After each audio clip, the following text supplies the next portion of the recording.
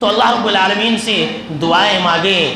ابھی ایک شب قدر اور باقی ہے. دعائیں مانگے کہ ربنا لا تزغ قلوبنا بعد اذ ہدیتنا وہب لنا من لدنک رحمۃ انک انت الوہاب. کہ ہمارے رب تو ہمارے دلوں کو ٹیڑھا نہ کر دینا ہدایت دینے کے بعد. سنیے کہ عبادتوں کے بعد عبادتوں کو چھوڑ دینا یہ دل کا ٹیڑھا ہونا ہے. گناہوں کو چھوڑ دینے کے بعد پھر سے گناہوں کو انجام دینا یہ دل کے ٹیڑھا ہونے کی علامت ہے. دعا مانگے کہ اے اللہ تو ہدایت پر آ جانے کے بعد ہمارے دلوں کو پھیر مت دینا. وَهَبْ لَنَا مِن لَدُنْكَ رَحْمَةً. اور اے اللہ تو ہمیں اپنی جانب سے رحمت عطا کر. اِنَّكَ أَنْتَ الْوَهَّابُ. بے شک کہ تو ہی عطا کرنے والا ہے. سورہ آل عمران آیت نمبر 8 ہے. آپ صلی اللہ علیہ وسلم ہر آن ہر لمحہ یہ دعا کیا کرتے تھے کہ یا مقلب القلوب یا مصرف القلوب ثبت قلبی علی دینک وعلی طاعتک. کہ اے دلوں کو پھیرنے والے، اے دلوں کو الٹ پلٹ کرنے والے، تو اپنی اطاعت کے اوپر اپنی بندگی کے اوپر ہمارے دلوں کو قائم و دائم رکھنا. اللہ اکبر. صحابہ کرام نے کہا کہ اللہ کے نبی اکرم و مکرم صلی اللہ علیہ وسلم آپ یہ دعا اتنی کثرت سے کیوں مانگتے؟ کیا آپ کو آج بھی ڈر ہے کہ ہم گمراہ ہو جائیں گے؟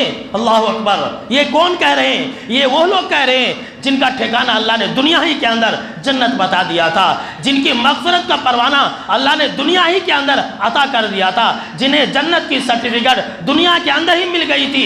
ایسے لوگ کہہ رہے ہیں کہ اے اللہ کے نبی اکرم و مکرم صلی اللہ علیہ وسلم کیا آپ کو ڈر ہے کہ ہم گمراہ ہو جائیں گے؟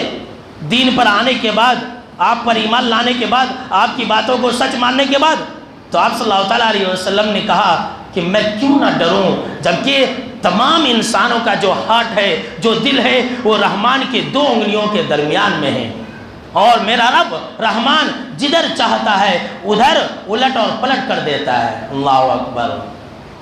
لہذا ابھی موقع ہے، دعا مانگے اللہ رب العالمین سے کہ اللہ تو ہمارے دلوں کو اپنی اطاعت اور بندگی کے اوپر اور اپنے دین کے اوپر قائم و دائم رکھنا. کتنے ایسے لوگ ہیں جو اسلام کے بعد کافر ہو جاتے ہیں؟ کتنے ایسے لوگ ہیں جو رمضان کے بعد اللہ رب العالمین کی عبادت اور بندگی سے دور ہو جاتے ہیں؟ کتنے ایسے لوگ ہیں؟ اکثریت تو مسلمانوں کی یہی ہے. میرے دوستو، جناب محمد عربی صلی اللہ علیہ وسلم اور ایک دوسری دعا بھی مانگا کرتے تھے کہ اللہم انی اعوذ بک من الحور بعد الکور. اس کا معنی یہ ہوتا ہے کہ اے اللہ میں تیری پناہ پکڑتا ہوں کہ اسلام میں آنے کے بعد میں کفر کی طرف چلا جاؤں، توحید پر آنے کے بعد میں شرک کی طرف چلا جاؤں، نیک بننے کے بعد میں برا بن جاؤں. اے اللہ میں اس سے تیری پناہ پکڑتا ہوں. یہ دعا کیجئے، ہمیشہ یہ دعا مانگیے کہ اے اللہ میں اس بات سے پناہ پکڑتا ہوں، اے اللہ تو مجھے اس بات سے بچا لینا کہ میں رمضان کے بعد بے نمازی بن جاؤں. یہ سارے معنی اس کے اندر ہیں. اے اللہ تو ہمیں بچا لینا کہ میں رمضان کے بعد مسجد سے دور ہو جاؤں.